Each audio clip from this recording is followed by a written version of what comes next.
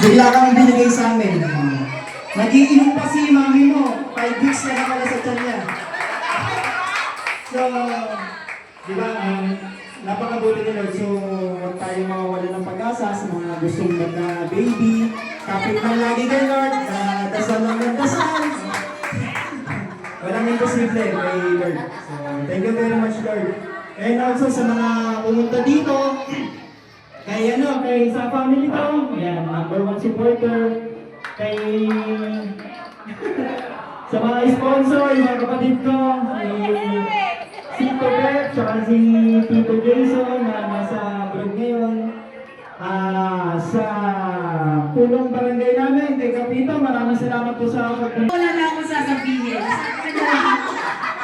Meron pa eh. Welcome to the Christian world. Thank you dahil lalo. Dahil bigay ka ni Lord sa amin. Matagal mo pero worth it na ang pag-retire namin. Dahil Thank you very much.